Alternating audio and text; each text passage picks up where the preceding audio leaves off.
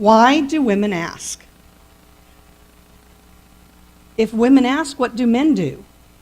If I ask you a question, is that a sign of weakness? If I asked you a question, is it because I don't know the answer? When is a question just a question? Why is communication so hard? And why does this matter anyway? I mean, really. See, I told you I could break it. There it is. Okay. Wow, that's a lot of questions, isn't it? And I can look out in the audience and I see some of you are sitting back and you're really relaxed and you're not really flustered and haven't really taken any real note of the fact that I just asked 8 questions in under 30 seconds, right? And then I can see others of you, you sat straight back and your eyes got big and you're probably thinking, oh my goodness, this woman is nuts. She asked all these questions and she didn't give us any answers, and I don't have a clue where she's going with this topic. Well, that's okay. Just take a deep breath, because I promise before I'm done here, I will answer all of these questions. And what you're feeling is just probably a little bit of what a man feels when women begin to ask them questions. So you're okay. Before I go on, though, I have to have a few disclaimers. Really? You're thinking, I didn't come here to get all these disclaimers. We get disclaimers in the clothes we wear, the food we eat, the things we drink. Really? I got to have disclaimers here too? Yes. So I want to talk to you about what this presentation is and is not. Because I think it's important if I address these issues up front, then when those questions pop in your mind as we're going along, you can kind of push them aside and get to the real meat and potatoes of this conversation. So the first thing about what this presentation is about communication, okay? Communication differences between men and women. So we have to have a common definition of what communication is first. Communication is an exchange of information, and it's usually done person to person or a person to a group. And it can be verbal or nonverbal. In the example I gave you just a minute ago, it was nonverbal because I could see the different postures and facial expressions when I asked all those questions. So you communicated with me. We exchanged information at that point. One of the first major differences between the way men and women communicate is that women in a business environment prefer to communicate in large groups. When men are communicating and exchanging information in a business setting, they prefer to do it in small groups, or one-on-one is really their preference. So that's their first difference. The other thing I want to note is that this information I'm giving you is based on research. Research from the U.S. Chamber of Commerce and U.S. Department of Labor and several other private entities that have done research on different communication styles. What this presentation is not, it's not about man bashing. They finally breathed back there. So it's not about man bashing. It's simply about taking the differences and acknowledging those differences and understanding them, so that when we do that, we can come together and communicate in a way that elevates the solution or elevates our ability to communicate with other people. So it's not about right or wrong, it's just about different. It's not about good or bad, it's just about different. So here's another example of communication styles and how women differ from men. Women ask, men tell. Okay? So when we get to the, did I ask you a question because I don't know the answer? Women or men will think that way, but that's not what we're doing. What women do when we ask questions is we're trying to get more information. So let's imagine being in the conference room, maybe the last conference room you were in with a small group of people. A woman will go into that conference room and will tell you, okay, this is the client, this is the problem, and we're going to discuss that. So I may say, so Fred, what do you think about how we would address this problem? Does that mean I don't know the answer? No. It means that I know that Fred knows the answer. And what I'm trying to do is to get Fred to start the conversation, so I'm not just standing up here and wah, wah, wah, wah, wah, and lecturing. So women create conversation. We're trying to create the brainstorming process.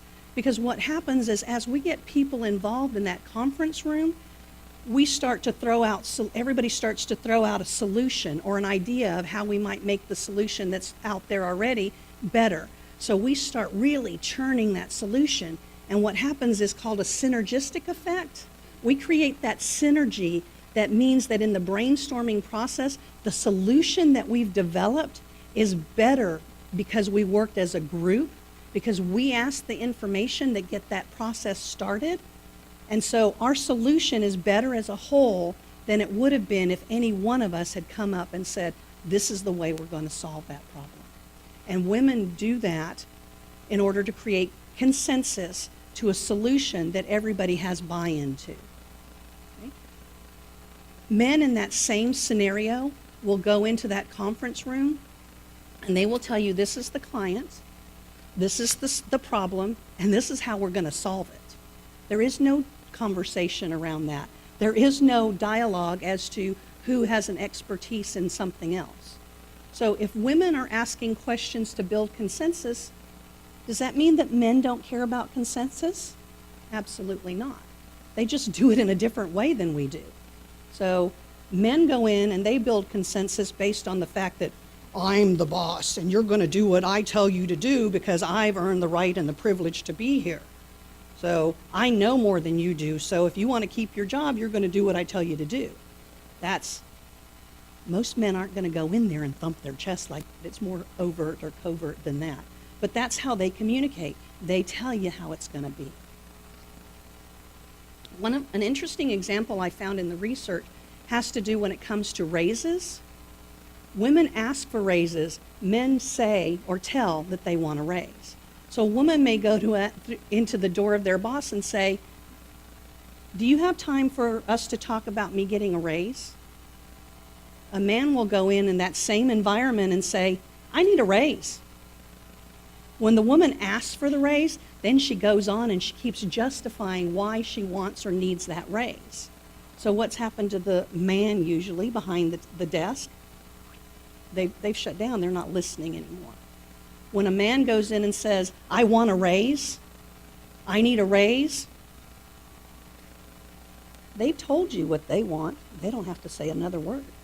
They leave it to the other person to continue that discussion and ask why, or justify that to me. So next time you need a raise, remember that. Use that tool and practice it, see how it works for you. Another difference between the way men and women communicate is dialogue versus monologue. And you see that as an extension of the previous conversation in a boardroom or a conference room example. Women create that dialogue. We want that feedback. To extend that example that I just gave you, we've now come to a solution and we've got a board of tasks that needs to be done here. Okay? So I may say to Pete, Pete, you did something like this for this client and this client, and you did a really good job with that, and the client was really happy.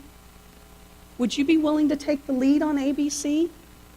So what did we do there? We stroked their ego just a little bit, right?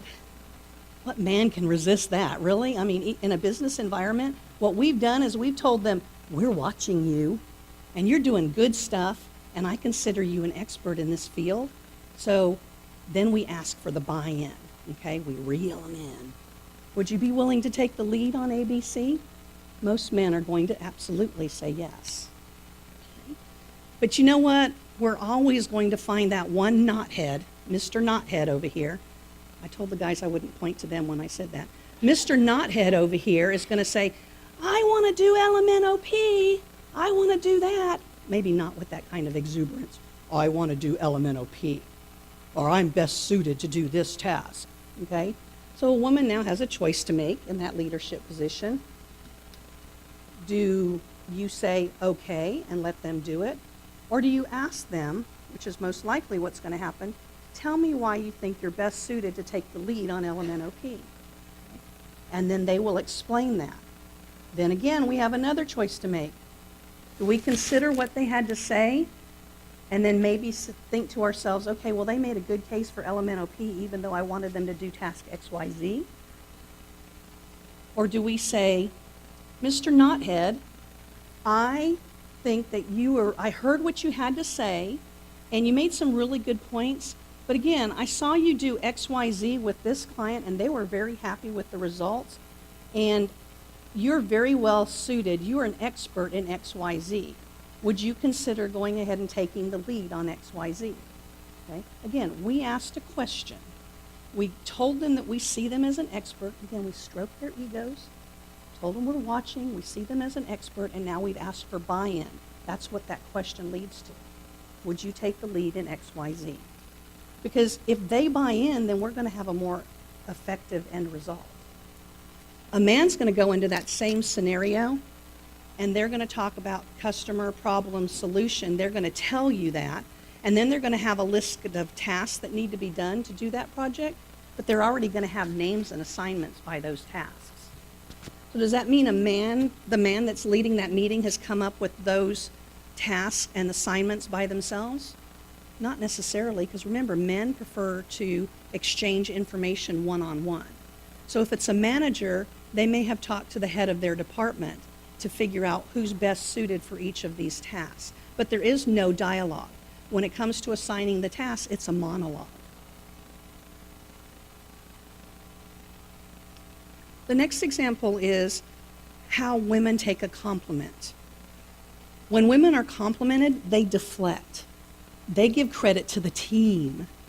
When men take the compliment, it's like, right on, I did that. Or, you know, this company's got 30 years of experience, and Bubba, you wouldn't have given us this job if you didn't think we could do it.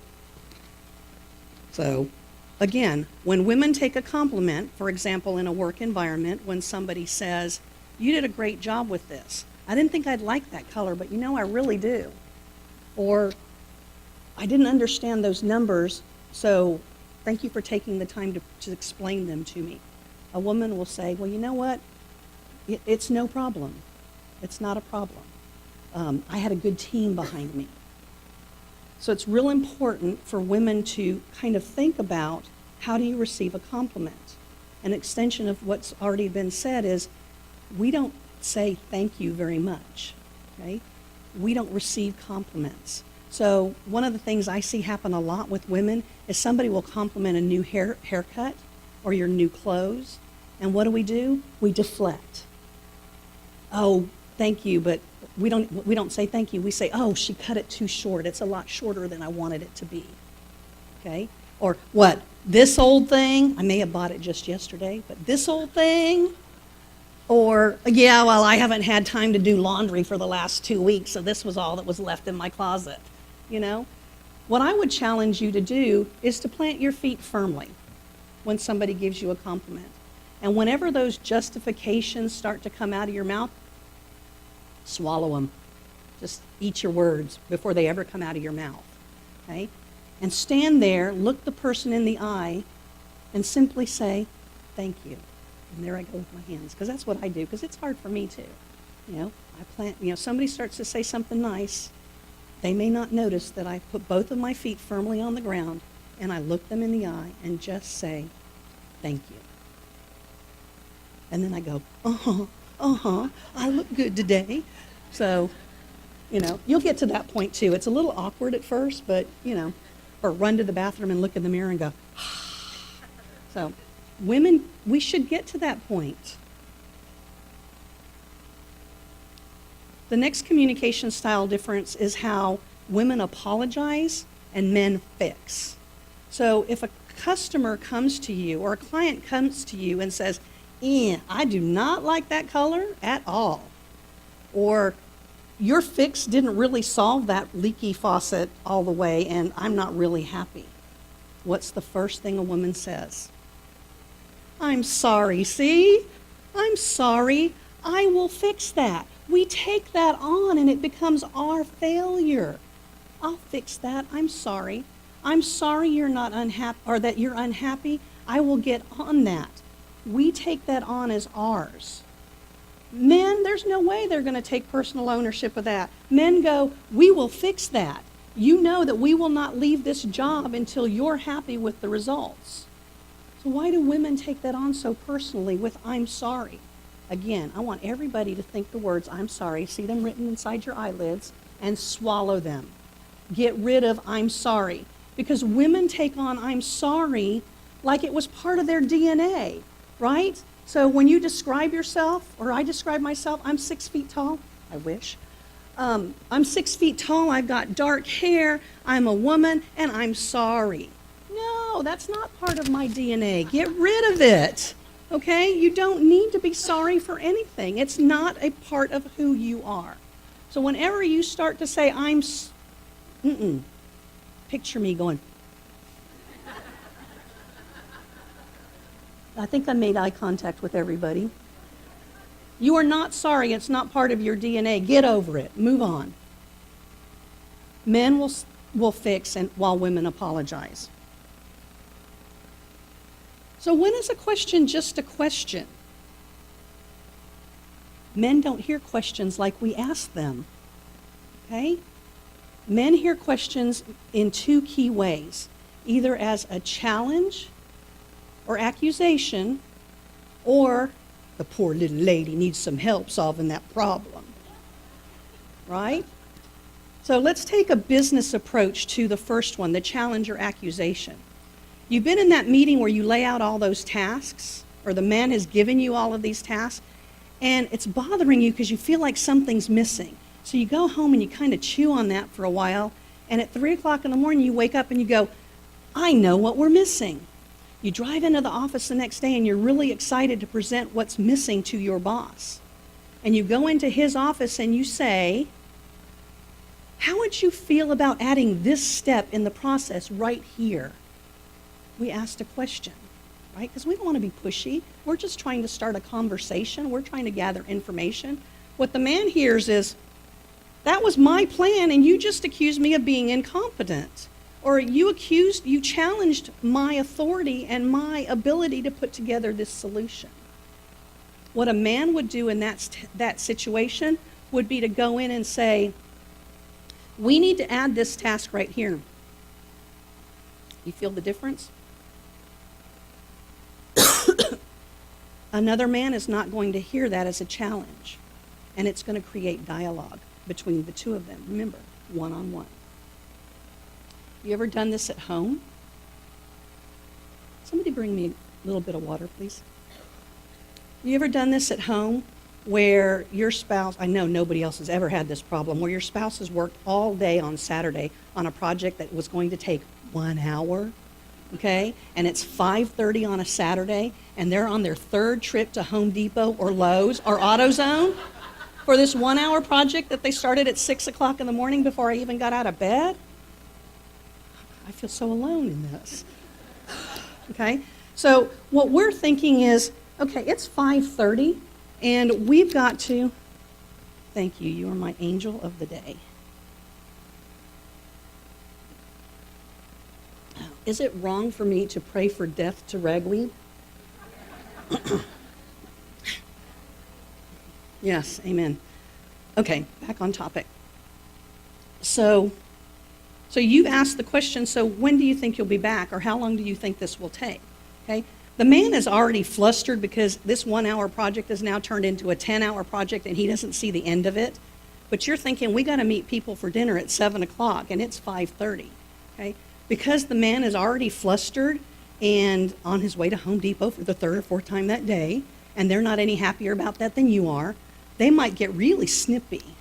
And they may just say, what, you afraid I'm going to a party without you? You afraid I'm never coming back? You know, I mean, really, it was just a question. It was just a question. I didn't mean that as an accusation or a challenge about anything. With the other thing that men hear is, you need help. If you ask a question, it's because you're incapable or you don't know how to solve the problem. So the little darling needs a little bit of my help to solve this problem. So in a business world, Mr. Knothead in that meeting, when you ask that first question, is going to think, oh, she doesn't know how to solve this problem, so I'm going to hijack this meeting. And he does a really good job of hijacking that meeting, and you now feel like you're an observer in your own meeting because he had to help you. Again, think about personal relationships and how that happens. Again, I'm sure I'm alone in this. When you get home and you start processing what happened that day, and you're thinking, wow, I wish I had handled that differently. I wonder how I could have handled that differently. Or I wonder where I went wrong with Mr. Knothead. Okay, and your spouse is sitting there and you're starting to unpack the events of the day, and you're just really kind of building to a crescendo of solutions and processing, and all of a sudden you hear this male voice interrupt you and say, well, what you should have done was this, what you could have done was that, and next time try this. And you're going, what just happened there? I'm processing. And what is he doing? I fixed that for her. Because that's how he heard your question. So remember, sometimes a question is just a question, is what I tell my spouse and my two boys all the time. But you have to remember how men will often take that question to heart and how they respond. I broke it. There it is. So why does this topic matter? Well, because all of us really work very hard in our professional development. Whatever our primary field of business is, our primary expertise, we want to be the best at that we can be. And communication is part of it, because you can't have a business if you can't build that relationship with your customers, with your clients, if you can't network and work together with other people. So communication is a very big part of being a success in business. The other part of this, why does this question matter, is again because women take things so personally, whether we're talking about personal relationships or business relationships. So if Mr. Knothead hijacks my meeting, I'm a failure. Shame on me. And some women dig a hole even deeper than that. I'm unworthy. Why would they trust me with this? Because it's obvious that I'm just not capable. No. Improve your communication skills. When something doesn't go the way you envisioned or the way you planned, that's an opportunity. That's an opportunity to do different, to learn different, to move one step forward to being all that you can be, all you were meant to be. So communication is a part of that process. So what's the answer? First, know your audience to the best of your ability. I knew here today it would be all women and business women. Okay? If it were a mix of men and women, I might have softened the edges of some of those examples. Nah. Maybe, yeah, I don't know. I'll have to process on that later. But know your audience. Know who you're speaking to. And do it to the best of your ability. And what I mean by that is, even though we're all women and business women, there's still different communication styles here. I'm going to give you 3 examples of different communication styles. One is a commander, and we've all worked with a commander at one point or another, whether it's male or female. They're the bullies. They're the immature commanders that come in and tell you, this is going to be the way you're going to do it. This is just it. I've earned the right to be here, and by God, it's my way or the highway. When a commander communicator becomes more mature, they're very powerful because they can connect all of these pieces and they can determine who they're talking to and what their communication style is very quickly. And they will learn, if I ask you a question and you don't respond the way I think you should respond, I'm done with that communication tool. So a mature commander communicator is a very powerful type of communicator to be. Then we have the relator communicators. Relators, like, you don't see me, I don't want to be seen. There is no way, if my life depended on it even, that I would get up in front of a group of people. Not going to happen. Their communication style, when they're mature in their relationship communication style, is to network and meet and talk one-on-one or in groups of not more than 3 other people. It's, again, not right or wrong, it's just different. An immature relator communicator becomes someone who withdraws and isolates. You can't be a business person if you're an immature relator communicator. So you have to find tools that even though when it's uncomfortable, you stretch yourself and learn these communications tools so that you can get out and be true to who you are with the client that you're speaking to. So with that said, it's about finding balance.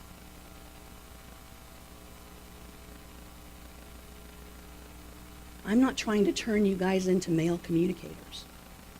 I'm not telling you that what you do is not right. What I'm telling you is if a meeting doesn't go the way you thought it might or should, try a different tactic. Instead of asking, try telling. If you're telling, try asking. If you ask a question, then wait for the answer. Because often what happens is we ask the question and then we begin to grill them rapid fire with more questions before we ever get any more answers, much like I did at the beginning today. So strike a balance. Again, it's about, that balance is knowing your audience and knowing who you are. I lost it. I'm sure I've lost it. Have I lost the mic? There we go. Okay. So it's about creating that balance between who you are and who the audience is, and being true to who you are. And if you're a certain type of communicator, are you a mature communicator within that group, or are you immature and maybe have fine-tuning things to do? And there's benefits in these kinds of communications. I guess I got distracted with my ragweed cough, but the third type of communicator is an entertainer. And an immature entertainer will come up and start telling jokes, and they're often very self-deprecating, which for a while is kind of funny, but then it gets kind of creepy, doesn't it? It's uncomfortable when an immature communicating or entertainer communicator gets up and starts talking to a group. A mature communicator, and I'm not talking about, or entertainer communicator, I'm not talking about a stand-up comic, can present their topic and make you see personal connections, and then take something that might otherwise be really boring and make you laugh, or at the very least make you smile. So there's 3 different types of communicators. Figure out where you fit in all of those, or where those 2 types come together. Because all of us who are entertainers sometimes have those relator moments where it's like, did I really commit to do this? I don't, because at the time I committed to do this, I was feeling woohoo, and now I'm kind of like, So just figure out who you are and balance that with your audience.